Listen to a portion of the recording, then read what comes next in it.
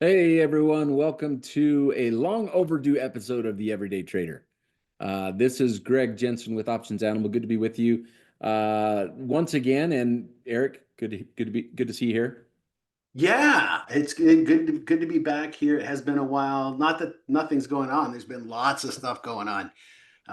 Lots of stuff to talk about in the market, and you people have been asking for an update. So Greg and I want to get together and talk about what's going on in the state of, I guess, everything, right? There's so much going on with AI and commodities and gold and Bitcoin and S&P 500.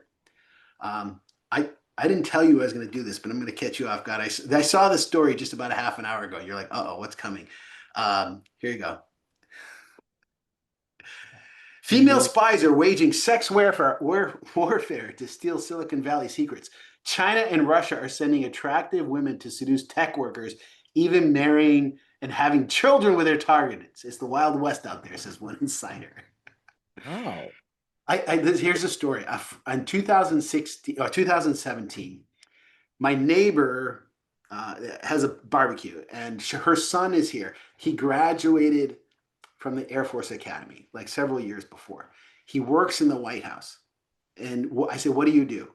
He said, "All I can tell you is," because he knows I'm a nuclear engineer, right? He says, "What I do is related to nuclear." The guy, he carries the football, right? So I said, "You carry the football." He's like, "No, I don't carry the football." But I'm like, "I know that you're doing something nuclear. You're in the White House." I mean, like, what? So, anyways, at this party with him was this. I'm like, who is that woman? There is this absolutely stunning woman. Looks like, I mean, a model. He meets her in Wrigley Field in 2016, right before game one. He goes down to the bar because he's a big Cubs fan. He goes down and he meets this woman, and she says, "I have an extra ticket. Would you like to come in with me?" And sure enough, they do. She has an extra ticket. He ended up going to 3 games because she lived in Texas. So then they flew to the away game in Cleveland, and he ended up going to 3 tickets. She just happened to have extra tickets, and they're still dating. I'm like, she's from Belarus. She's from Belarus. Okay. I said, "Dude, she's a freaking Russian spy." "Oh no, she's not. I've met her mother." Like, you work in the White House. First of all, you're a dork and you are ugly as sin. There's no way she is so far out of your league. She's a Russian spy. He's like, "No, she's not. She's not." Like, anyway. I think we need to send this idea along with this article you just sent to Netflix because Netflix earnings were bad this week. Oh, Netflix was terrible. Yes, it And maybe was. they need some new ideas. This sounds like a great TV series. Go Well, to be cast. honest with you, you know what Netflix is going to do? They would turn it into some sort of non-binary. Oh, I'm sorry, I'm going to go there. We got to be politically correct here. So there'd be some rainbow flag twist on this. Not that there's anything wrong with that, right? I'm just saying that Netflix would probably do a little different. And some of the Yeah, wokeness that was is Netflix probably, was a bad report this week. yeah. There is a perfect example of why you need protective puts in front of an earnings event right there. Hey, way to bring the conversation back to something related to the market, Greg.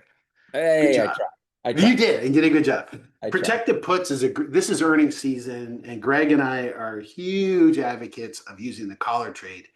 Hands down, the most versatile strategy that it is. In fact, we did something with the lead lag people, and we'll push out that interview. If people haven't seen it, it's on the lead lag network. We did an interview talking about collar trades and how to use them, and they're very versatile. So this is the time to be thinking about them as we're in earnings season. Why do you use the collar trade, Greg? Because I don't know where earnings are going to go. At least I don't legally know. And if you do know, you should not be trading on it. Just FYI. Oh, and Unless your last name is Pelosi, then free game. Whatever. and I'm gonna throw something out there. Fun fact for those of you that are OptionsANIMal subscribers. Greg and I are going to do a trader workshop, and we're going to talk specifically about trading Apple earnings. So we're going to talk about how we're trading in our portfolio. So that's next Wednesday. You can catch the archive, but earnings is on Thursday. We're having a 7 p.m. Central Time. So for those of you, make sure you put it on your calendar. It'll be a good one. I'm looking forward to doing that with you, Greg.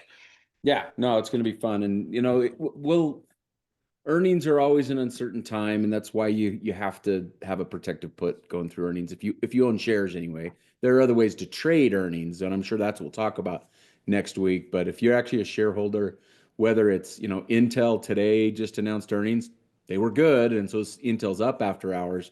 Whether it's Micron or again, Netflix is the example where you can see here on the Well, screen that of you have course, well, we had Tesla yesterday too, which yeah. the earnings were mixed. And Tesla was initially down extended hours, but ended up blowing nice recovery today. So yeah, big move back up. So that was Tesla. IBM ended up getting public. Actually, today Did was a you good see? day Did across you the wait, wait, board. wait, wait, go back. Don't go away. Go back to Tesla. Did you see the open price? What was it, 420? It was 420. There was no intention with that at all, right? Where's the Zoom thumbnail? Let's update that chart. Where's they just updated stockcharts.com, just changed their layout. Yeah. So the opening price was 420. Perfect. I mean, like That's not right an on the exit. nose. 420. There's 420. I'm surprised it wasn't 420.69. Yeah, that's Elon.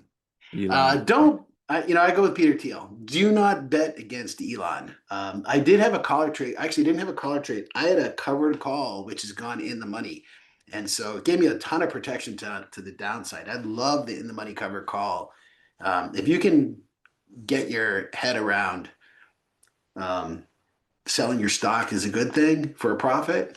In the money covered calls are awesome. You have probability on your side. They're easy to adjust. They're usually more premium. If you dollar for dollar in terms of risk, you bring in more profit than a naked put. So I don't understand why more people don't do them. Yeah, so that Speaking of, I didn't need a collar trade because I had plenty of protection to the downside. well, I was just you said Peter Thiel said don't bet against Elon. I'm going to throw in there don't bet against Peter Thiel either. Peter Thiel has his fingers in a lot of different companies over the years. One of them being Palantir, is a company that's just continuing to hold the number, even though they've got a really extended PE ratio. They're hanging up here Wow. at the the mid 180s.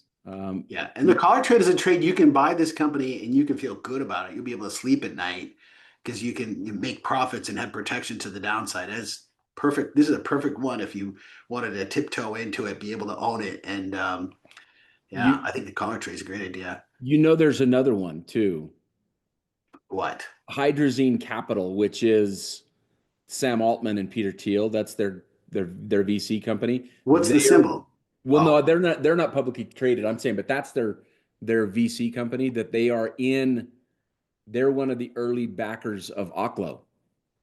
hydrazine capital. So hydrazine is it is a oxygen scavenger that is used in nuclear plants.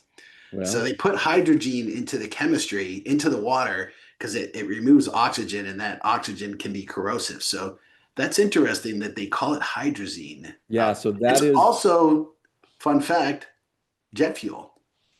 there you go. Hydrazine is jet fuel. And that's not the only ones. Tim Draper, he's in with Draper and Associates. He was one of the venture VC guys behind OKLO. But again, I think OKLO is an interesting play right here. I know I've talked about it inside of the OptionsANIMAL community. This is an example of a stock though, negative 309 PE. So not only are they not at an expensive PE, this is a company that's yet to sell a product. So Uh, listen, when you do your valuation in this, when I type it into my Excel spreadsheet and do my discounted cash flow, my Warren Buffett analysis, it says they should pay me to take the stock. Right. Yeah, or either that or it gives you an incomplete or NA, Yeah. Yeah. You get all incompatible. kinds of those, You whatever can't those divide errors by are in the Excel zero. spreadsheet. No, this is a company obviously that's got a lot of euphoria surrounding it, especially in the last 30 days. I mean, just in mid-September. So again, 30 days ago, the stock was in its 70s and it hit 193 last week. Uh, A year ago, I mean, April, it was $20 a share. Yeah, they This were has gone up exactly. almost 5 times from peak to trough, Yeah, it's an or insanely. trough to peak, I guess. Yeah. You could argue it's a meme stock. No, it's not, because again, it's backed by some really big capital partners. They have grants from the Department of Energy. I mean, they're building nuclear reactors to help solve the problem, the bottleneck problem that's going on with the AI build out. You know, we all know it's coming, right?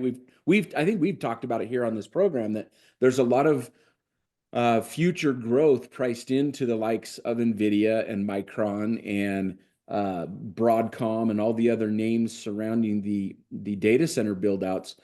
But the thing they're going to run into is electricity, and OKLO could be one of those solutions. Um, but it's way ahead of itself. I mean, they came out last week, by the way. The reason why it went, why finally the bubble kind of popped a little bit and it gave back a lot of it, is they actually came out and made a statement like, hey, our cash flow is maybe not going to be as much as we thought it was going to be, um, because nuclear reactors are expensive to build. I'm summarizing in layman's terms, right? Right. But that's basically what they said. It's like, we're not nearly as profitable as you think we are, Wall Street. And so the stock gave back a lot this week. And this is an example, I think, that's, again, from a trading standpoint, important to look at, is that when markets get euphoric, they can come back just as fast as they went up. Um, and so it's important to be able to acknowledge that. Now, I'm not saying that I'm going to try to pick tops and pick bottoms on these. This is why spread trading makes so much sense in the options world, is you can actually trade these names if you want to. I actually had a trade on AQUA last week.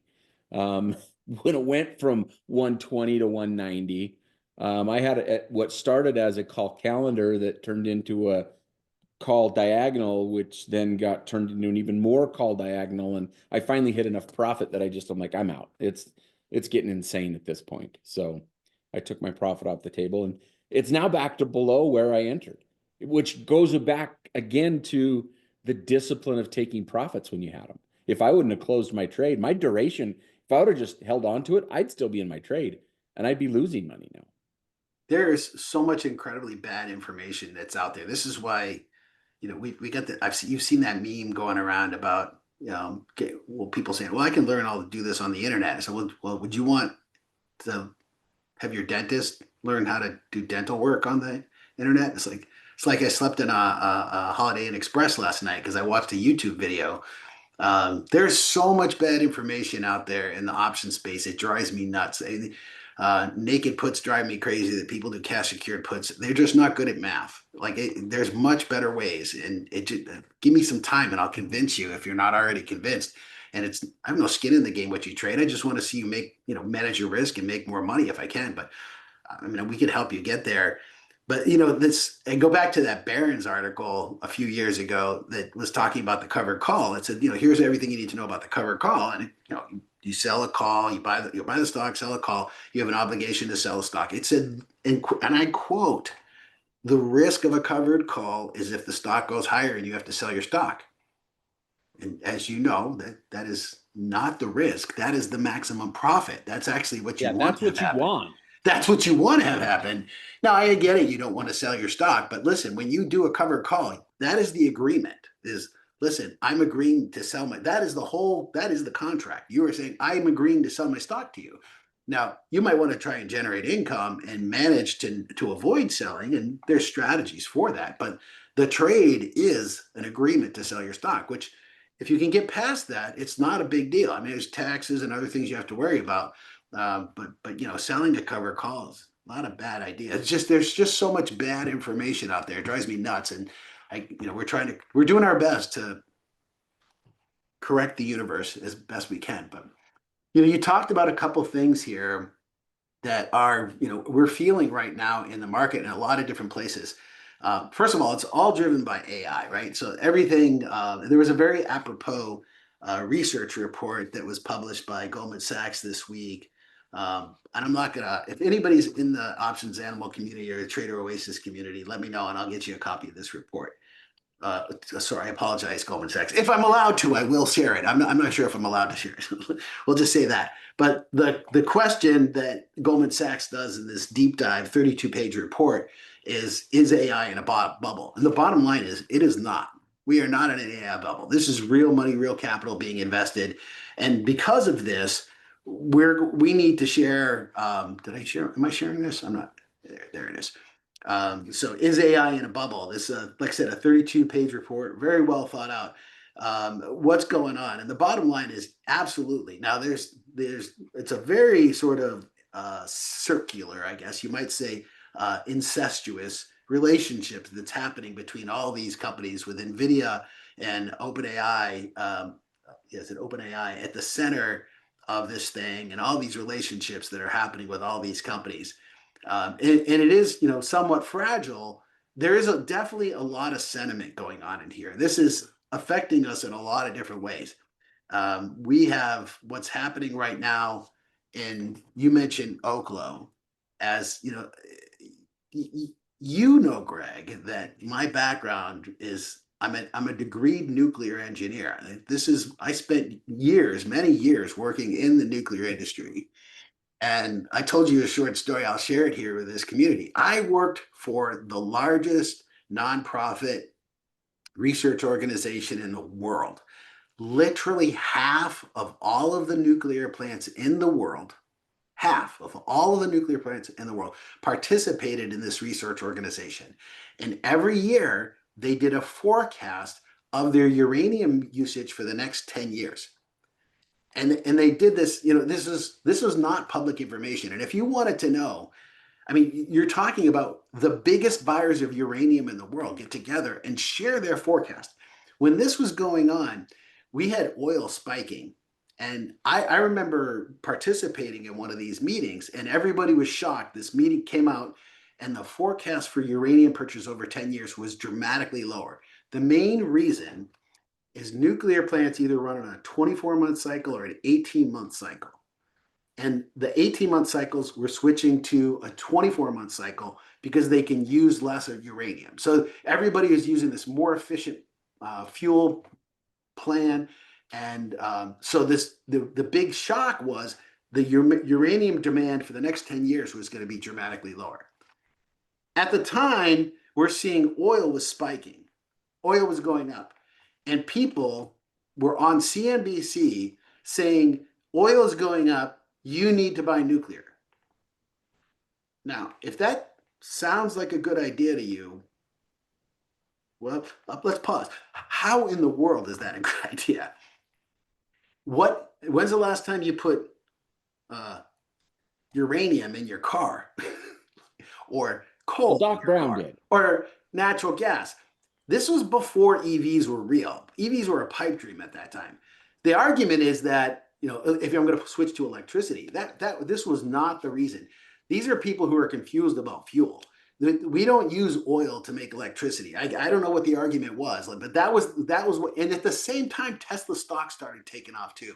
So Tesla stock is going up, uranium is going up, all nuclear companies were going up because the price of oil is going up. It just didn't make sense. And that is happening right now in the market. We're seeing that happen with these nuclear companies. I worked right after leaving that company. I went to work for a company who made small modular reactors. We had a contract with the Tennessee Valley Authority to build 2 units in Clinch River. And this was in 2007. I worked for an organization. We had 1,200 people in my group. What happened was the global financial crisis happened, and TVA said, we're going to put all that on hold. The organization I was in went from 1,200 people to 200 people over a few weeks. And that's when I got the opportunity to find a new job someplace else. Anyways, the nuclear side, I've been through this cycle with nuclear, and I'm incredibly optimistic. I am a firm believer that we should be heading all down the nuclear path. But when I look at these companies like OKLO and CCJ, there is some portion of that price that is not related to fundamentals. I mean, with a PE of what was it? Negative 309. That's just crazy. How about CCJ, which is a uranium company. Look what's happened to this Canadian company that mines uranium. What's happened to the price of uranium?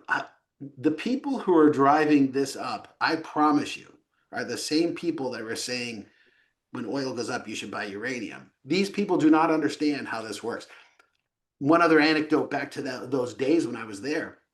I tried trading this at the time. I was trying to trade uranium bearishly, but uranium was going up.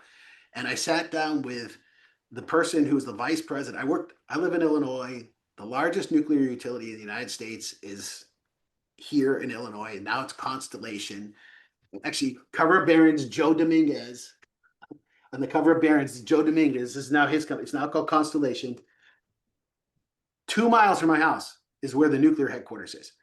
I know the vice president of fuel. And I sat down with him for lunch one day and I was like, Jim, I'm trying to trade this, information we have on the uranium forecast, but I can't make money on it because it should be going down. He's like, how do you think I feel? I actually am the one who buys uranium.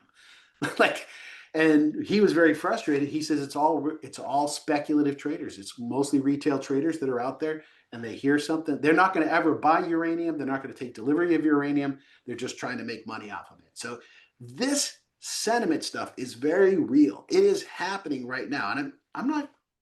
And it's not just happening. I'm going to take the other side of your argument that you said that this is real. These are real dollars. They are. I'm not saying they're not. But because it's so circular, there's a lot of hype priced in to the idea that this technology is going to be the most transformative thing that's happened since World War II. I mean, it's cool. Since electricity. They're comparing it to the invention of electricity. I'm still in the camp where it might just make some gains in productivity and not just, it might not be electricity. And until we really see not just the build out earnings, because that's what we're seeing right now, right? The earnings we're seeing right now from NVIDIA and the semiconductor space and the software space, it's all build out earnings.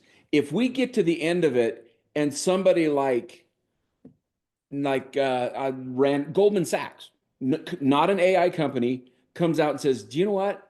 We've implemented AI in a lot of our places and we've seen some productivity gains. Our profitability's gone up by about 10%, but we don't see a significant change in our business model to justify spending any more money subscribing to anything more than we have. And eventually, all that earnings growth that's being priced in could come to a screeching halt if everybody decides that at the same time. And I still think it's unknown. Now, I hope you're right. I hope that you're one of the most optimistic people I've ever met. So I know that you're looking at the positive of it and saying, this is changing the world. And I agree that it's pretty cool and it does some amazing things. JDS Uniphase. Exactly. Is this JDS Uniphase? That's you traded JDS Uniphase when it happened, right? I did. And that's why I'm skeptical. But that's listen, what did the internet bubble give us? It gave us the internet. Right. It gave us the infrastructure. All of that fiber optic stuff that you make fun of JDS Uniphase, it exists. It does. I mean, it's all that was. But guess what? JDS Uniphase doesn't anymore. Listen, there's so what you have to be cautious of as an investor is saying that because they're related to AI, it's a safe investment. You got to make sure and pick Amazon and not eBay. eBay's still around, but the stock has been dead for 25 years. It had its boom and it grew like crazy, just like Amazon did. And then it corrected. And then eBay's done nothing for 25 years. Amazon took what it learned and became Amazon, right? And so that's where I think the challenge is we're pricing in this world change. And will it change the world? Yeah, probably, especially if we get robotics involved. Well, listen, I mean, there's real money that's going to be here. Some of it, my point is that some of this is really based on fundamentals. And there's always multiple forces working together, but some portion of this is definitely hype. Yes, there is some bubblish nature. Whether you want to call it a bubble, bubbles imply that they're going to pop. Is it going to pop? I don't know. But there's some portion in what's happening in all of this AI space that is due to overblown sentiment. And sentiment, as you mentioned, and that's what I showed the chart earlier. I took it down now, was Freeport-McMoRan. So Freeport-McMoRan had this huge drop. due to oh my gosh, the largest mine had an accident, people died, and then they came right back up.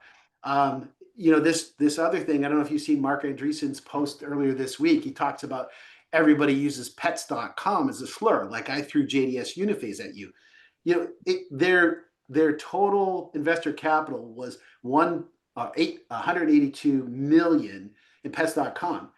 Do you know what annual online food sales are right now? $38 billion per year. I mean, that 182 million sounds like a lot of money that went poof, but it was a real business model. The internet is a real business model. It was justified. And that's what we're going to see. There will be some correction. There'll be some winners and losers. There's other companies that you can think of that should have done better, could have done better. I think a Motorola should have been, during all that, should have done really well. Or 3Com or some of these other companies. And, when is this going to end? I don't know. But there's a lot of speculation that's happening, and the trend is your friend. I think it's going to continue for a while. I just think you need to be prepared with a strategy like a collar trade in the back pocket. Well, and I think that an important part about speculation is that it's everywhere, especially when there's been as much money that has been pumped into the economy over the last decade due to quantitative easing, Operation Twist, all the things that the Fed was doing before COVID to try to fix the ramifications of the great financial crisis clear back in 2008. The Fed was pumping money into the economy nonstop. We were at 0% interest rates for almost 10 years. And then COVID happened, and even more money, I mean, an enormous amount of money got dumped in to save the world because we were shutting the world economy down. And again, it was needed. I'm not saying that there was a mistake, but the reality is there is money and it is chasing stuff all over the market still. It's chasing crypto. We've joked about what is it, fart coin, as an asset that's worth billions of dollars that was created as a joke. But I think this is the biggest, maybe the biggest bubble right now is what you've got on the screen. Is there fundamental reason that gold should be at $4,500 an ounce? I don't know. Maybe. But I think a lot of it's speculation. I think a lot of it's just chasing yield. Well, we know a lot of it is speculation. And what's really started, this growth that started to happen, and we started to notice it, the early, 5 years ago, we started seeing this growth that was happening, which was driven by central banks buying gold. We know this isn't a surprise. There's gold going into the vaults of all of the central banks globally. And why is that? Is it done as an inflation hedge or risk? Is it done because of geopolitical tensions? Yes, all of that. Yeah. But the thing that's starting to happen over the past year or so is it is turned into a speculative bet as well. So I think we are seeing this is a 20-year chart on gold. By the way, we hit a multi-millennia, like thousands of years, inflation adjusted. Economists can do the inflation adjusted. We are at like you say, all-time high. I mean, like thousands of years, gold has been traded as as a commodity, as a currency. It's been there, and we are at just all-time peaks. So there's all kinds of superlatives there, and I don't trade gold. I'm personally not opposed to people making money on anything. I think that's great if you can figure out a way to make money on it. Good for you. I'm just not smart enough to trade gold. I was trading it in 2006 during that same time that I was trying to make money off of uranium, 2006 and 2007. And this feels a lot like what happened back then. If this chart went back further, you'd see that there was a crash. And gold was, back then I realized gold was setting the signal ahead of time. Before we had the GFC crisis, gold was actually sending the signal that was happening during that time frame. This is what it was when I was looking at it. It wasn't trading the way that it normally should have. And then here's the global financial crisis that happened in there. Hard to see in this chart, but if we had the S&P 500, you'd see it and know it, what I'm talking about here. Yeah, no, I can see it right there. And I guess that's what some of the people that are concerned about the message, the quote unquote message the gold is sending right now? Is it similar to people are fleeing to gold because they know stocks are about to crash or housing's about to crash like it did back then? And I think that's part of the speculative bubble in gold is Why do you people. think that? Why do you think people are being speculative right now? Do you have any data to point to that? Any evidence? Any thoughts or observations maybe you've read Well, there recently that was I a shared with you? report released, and I'm not sure if we can share this report or not again, but yeah, But we don't have to just, I mean, point out the points that, I mean, there's a lot of retail. I mean, this is retail. yeah. The last, especially the last several months, this chase Well, probably from 3,000 to 4,000. And again, that's not saying, like you said, that there's not banks, central banks putting money in their vaults, that the US Treasury isn't buying gold and putting it in Fort Knox. I'm sure that's happening for political reasons and geopolitical reasons and long-term stability. But lately, it's been retailers, and you can track that. And the retail trade, the retail euphoria has jumped on the gold and silver bandwagon. Silver's had arguably as big a move in the last 3 months or bigger move than gold has. well, the categories of people who buy commodities have to declare who the people who trade commodities have to declare what category they're in. And are they industrial users? Are they sellers? Are they central banks? Are they speculators? And what we've seen is a surge in speculators. That data is uncontroversial. I mean, it's not, you can't deny that. That's what's happening, is that Yeah. most of the gold is from speculators.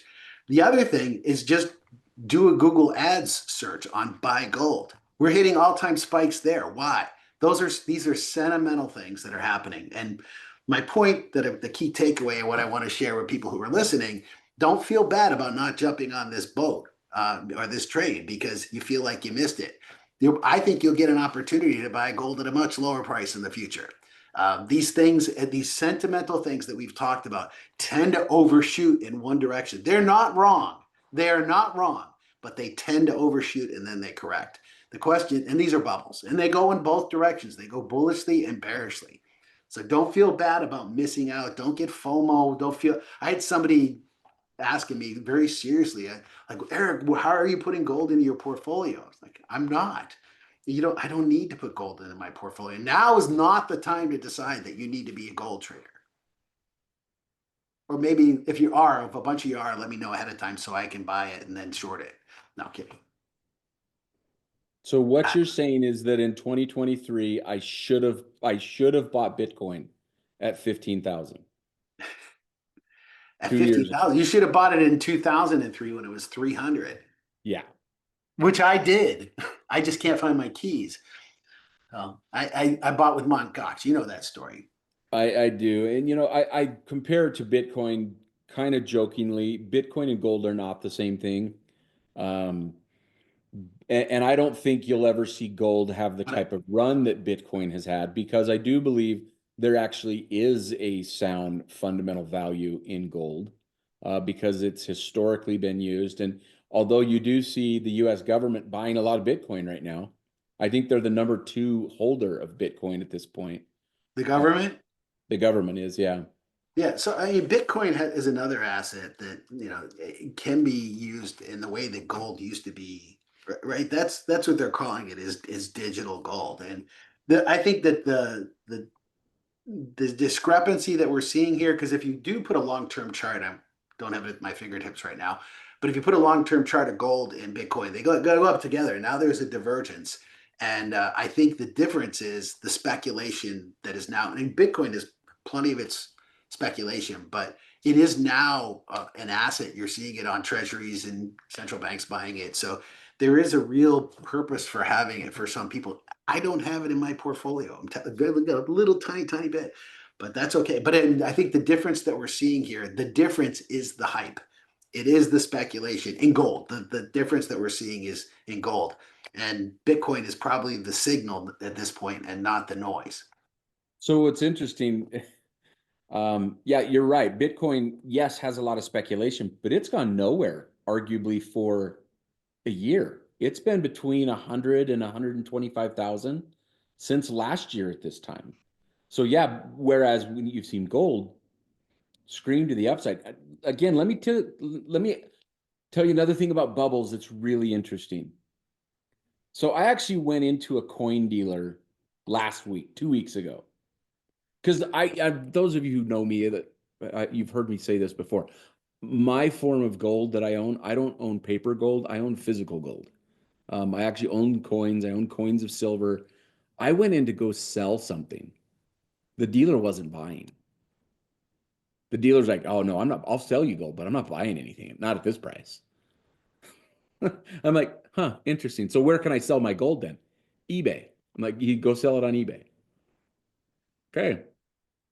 And pay 15% fees to sell it on eBay. The point I'm making with gold is there's always a market, and a coin dealer is a market maker essentially, like in the options market or the stock market. He's a person who makes a living buying and selling gold. And I know in a market, when you have a dealer who's not willing to put a bid price out there, you have a broken market. And right now the gold market is broken until the dealers are willing to both buy and sell, not just sell it to you, but they're willing to buy it from you as well.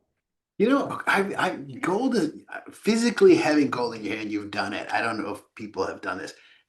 The sound the coins make are very disappointing to me. Yeah, You it's know what very I mean? subtle. Yeah. And like these are fake. There's no way. This doesn't. In my head, I imagine a sound that's these when I Like from Pirates of the Caribbean, right? You're imagining clinking, right. gold coins Yeah, falling into yeah. That's not the what it chest sounds of like. gold.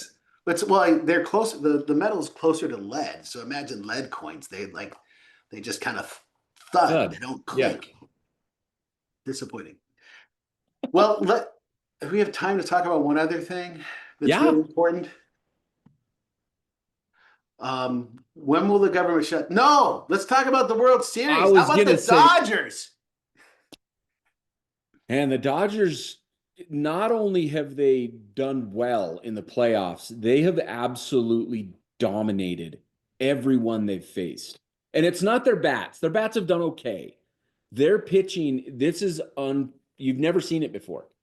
Everyone's talking about Shohei Ohtani and Right, his amazing, which he is. He's amazing. He may be the best player to ever play baseball. right. He's quite amazing, but there are three other pitchers on that staff right now who are just as good. And yeah, I don't know if the Blue Jays. Can they get 3 home runs in a game though? No, they cannot. That's where Ohtani definitely stands out. But He's a stud. the Dodgers as a team between Yamamoto and Blake Snell and the other tall kid they got from Tampa, Glasnow. Um, yeah, the Dodgers are pretty good. Actually, I did want to bring that up. Greg's a diehard, long-term Dodgers fan, As so you can good. probably tell, I just rattled off their pitching staff. And I didn't mention their Hall of Famer who's retiring this year in Kershaw because he won't see the mound in the World Series. Not unless they're up by like 10 runs in game 4. You mean there's not going to be a game 5? Yeah, maybe. We'll see. Well, good luck to the Blue Jays. Good luck to the Blue Jays. Yeah, good luck. You'll need it. No, seriously, government shutdown. But I think Polymarket, by the way, is a really good resource. There's, did you read Super Forecasters by Phil Tetlock? I did not. Okay, so the theory Please is put it on that my if you list. put money behind something, the predictions are tend to be better, and it's really good. Um, read. I enjoyed it. I learned a lot, and I've always sort of believed that is true. That if you create these markets where somebody can make money off of it, the outcome predictions, and we have centuries of sports booking odds. And the odds in the sports book are not set by the odds makers per se. It's by where the money is going. So if more people, like right now, if we go back to the World Series situation here, everybody wants to bet on the Dodgers. So if you pay 69 cents, you can win $1. If you bet on the Toronto Blue Jays, you pay 31 cents, you win $1. So the odds are that, there's the balance. So that's sort of the theory behind sports books. And when you put other things in here, like who the next mayor will be and Vikings and Chargers, no, but seriously, um, looking at when the government will reopen, the highest probability is after November 16th. We're talking about Thanksgiving, folks, before the government opens back up. Does this matter? Because the market doesn't seem to care. Yeah, the market doesn't care because it hasn't been able to see any type of impact that it's having on earnings or any type of impact it's having on potentially GDP at this point. If we stay shut down long term, this is going to have impacts. I know David Kotok, this is one of his pet peeves. He's spent a lot of time and energy researching the cost of government shutdowns. And he'll tell you this is gonna cost in GDP the And longer we by stay cost, shut. we mean you. Yeah, The people who are you're listening to this, you see it in interest rates, you see it in your mortgage payment, you see it in your credit cards. And if you don't have credit cards or mortgage payments, good for you. But the people you buy from and your families do. So it does affect the economy. And David can provide a very cogent argument that points out exactly why you're seeing the government shutdown is causing risk or insurance on US assets is going higher. And that works its way into everything that you buy, anything that has any sort of debt in it.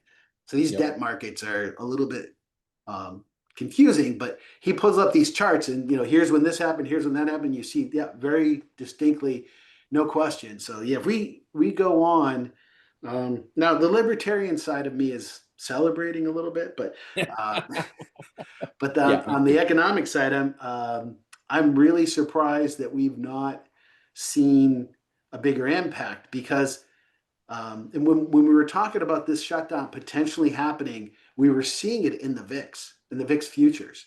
The VIX futures were going up, which people were expecting there to be an impact financially. If the VIX goes up, the VIX futures go up. It's insurance. It's a risk that people see in the market. So I'm a little. I mean, everybody's like, yeah, sure, of course, the market's doing fine. I'm like, well, I don't think it should have done fine. I think there should have been a bigger impact, but we'll yet to see how it plays out. I mean, that's the market is ultimately the one that's going to tell us how it wants to respond. So, and do you see any opportunities with this or not? I don't know. I'm struggling with figuring out how to trade it or if there's a way to trade it or should I be, I guess the worst is behind us and maybe what we'll see is something like a buy the rumor, sell the news. The government opens back up and then the market goes down.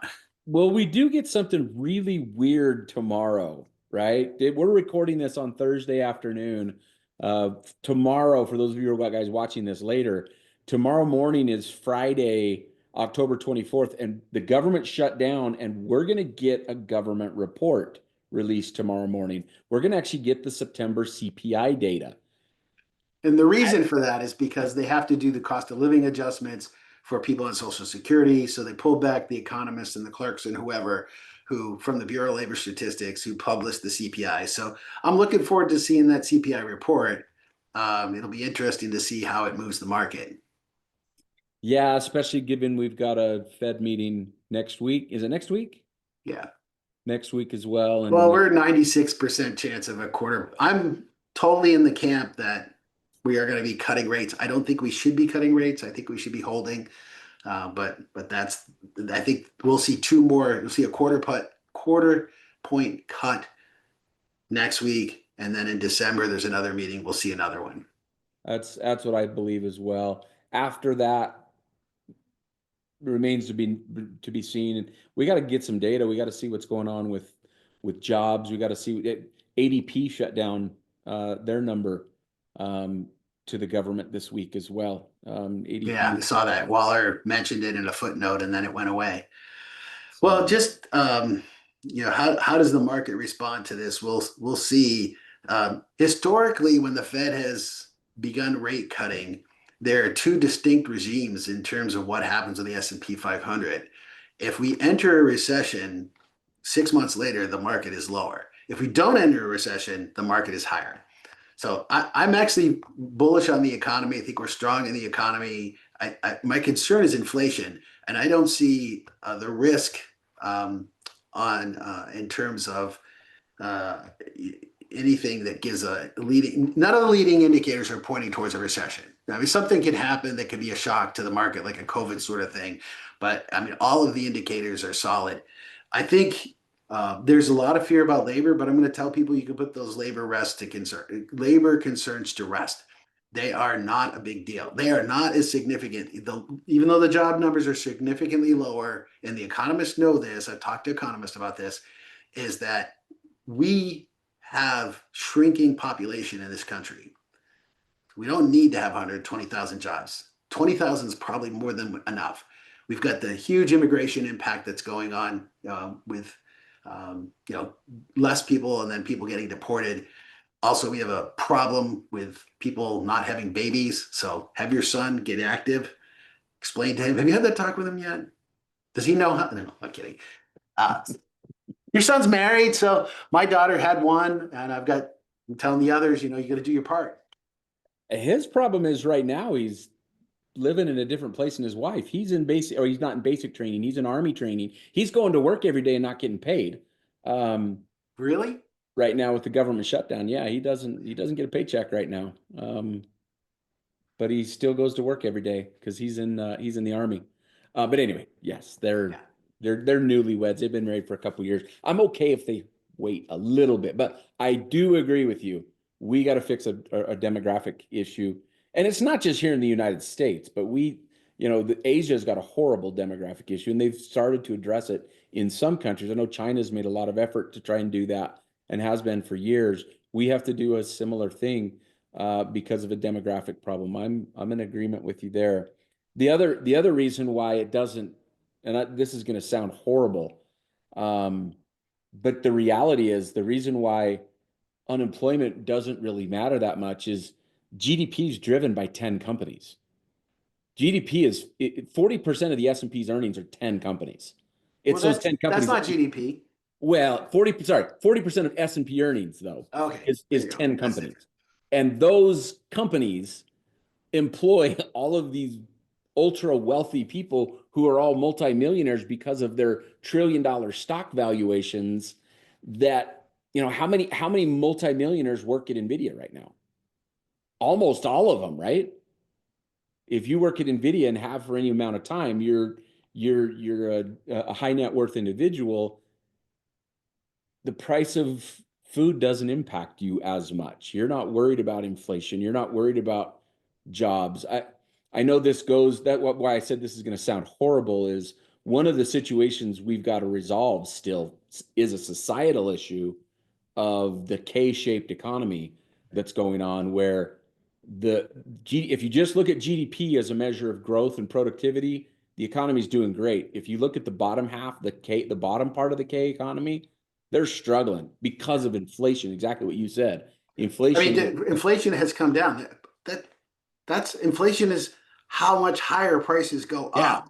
So inflation has come down, meaning prices are still going up. So everybody was complaining about eggs. They're still expensive. They're not coming back down. Eggs, I think, have come back down a little bit, but things are still expensive. You were talking about the population thing. Reminded me of Peter Zion's book, "The End of the World is Just the Beginning." If anybody wants to if you're not depressed enough, that's but talk about demographic problems, and we have a terrible problem here, but we are not the worst. Right. Look at Japan and some of these other countries, uh, huge demographic problems that, yeah, we do not have an overpopulation problem. Just go where Greg lives and look around. You Yeah. fly over the United States and you No, try to don't drop a write Coke can it. and hit a There's person. so many people here. It is horrible. You don't want to live here. It's Oh, like okay. awful. That reminds me of the T-shirt I saw in Jackson Hole. It said, "Jackson sucks. Tell all your friends." Yeah, tell all your friends. It's horrible here. And I'm like, wait a minute, that's not. Oh, I see. I see. That's clever. Yeah. So I won't tell anybody where you live, so they don't come visit. All right, sweet. I'll just keep Okay, saying. let's talk about the last two things. Apple and Meta next week earnings. What are you thinking? I think Apple's going to have a good earnings report. I think this iPhone cycle upgrade was a big one. I think you're going to see good sales on phones. The question is it already priced into the stock? But, because Apple at a 39 PE, it's their trailing, but that's an expensive company for Apple because they're not growing their earnings at 39% revenue. And they have not made inroads into AI like a lot of the other big seven, Mag 7 have. And that to me is still what we need to see from Apple to get really excited about their price. I think they're pretty fairly priced for pretty good earnings already at a almost $4 trillion valuation. But I do think their earnings are going to be good because of iPhones. But I want to see AI. I gotta see some real tangible. We're making solid inroads into AI from them. We could spend another hour talking about Apple, but I'm going to tell you, I would lean cautiously bullish on Apple over earnings. About 63% of the time, Apple is, I think it's 63 the last time I read this data. Oh, 63% of the time, the stock is higher after earnings. So there's a chance that it can go down. It normally goes up. But long term, well, or let's just think about recent history. Apple has been sort of lacking in the innovation space. Yeah. The vision is, I mean, have you ever seen anyone use one in public? No. We know one person who owns one, right? Yeah. I mean, that was supposed to, I mean, they really missed the boat on that.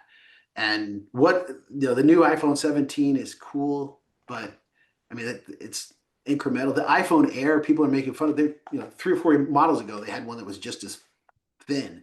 So they have really been lacking in the innovation department. And I do not think that is a permanent thing. In fact, I know it's not a permanent thing. Mark Gurman from Bloomberg has been sharing some insight. He's got a lot of good insight.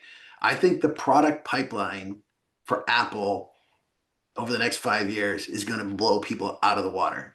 I think we are going to see new products, new categories that we won't be able to live without. And I think I want to own Apple long term. And what's happened with Apple lately, it has not been we did get another high right here just recently. I do think, even though it's a little bit overvalued, I don't know how it'll trade short term, but I think 10 years from now, it'll be much higher. I want to believe you're right. I hope they're not Intel. You hope they're not Intel. Yeah. I hope they're You not. mean the government's going to buy them? Yeah. Well, yeah. Eventually, after the stock goes down 75% from where it's at right now, because they stop innovating. Yeah, that's a good looking 1-year chart. Pull up a 20-year chart. Yeah. I don't think I can do 20 on this. Oh, wait, no. 20 year. There we go. Oh, you got to pay for the 20-year. Yeah. All right. No. Point is, yeah, Intel's been dead money for a long time because they stopped to innovate. They still make a good product. And maybe the government taking an equity stake in, and maybe NVIDIA taking an equity stake in Intel is going to finally force Intel to start to innovate. I don't know, maybe. But I remember doing a summit. I think it was a summit we were doing in San Jose, I think, or Sunnyvale, or we were out there. I'm pretty sure you were there with me. And I You mean remember when we went to Cupertino, went to one? Yeah, well, we went to campus, but I remember someone at the time coming to us. It was either a student or a prospective student who worked at Tesla, and actually said all of the really smart engineers are leaving Apple and going to work for Tesla. And again, this was a decade ago, and we've seen that in stock performance. In comparison, if you look at the 10-year performance of Apple, and not that Apple hasn't gone up, but Tesla's been an amazing investment and an amazing growth over the last 10 years in comparison to Apple. And I'm with you, Eric. I like Apple. I love their products. I hope they start to innovate and do. I hope you're right with their product pipeline. Yeah, I think they've really been disappointing over the past couple of years. Their products have been incremental and disappointing. And that is not typical Apple. Yeah. And I do not think this is a permanent thing. And I think I have confidence in Tim Cook and whoever replaces him. So I'm happy with being in a longer term position. I also am bullish on Meta. I think is going to have a big surprise. I think it'll be very bullish next I week. think Meta is maybe the most undervalued of all of the Mag 7, both from a PE ratio, but as well as a potential upside. I mean, Google's maybe a pretty close comparison to Meta, but I agree with you. I'm bullish on Meta right now. They they have a lot of money. Meta has a lot of free cash flow, enormous amounts of money.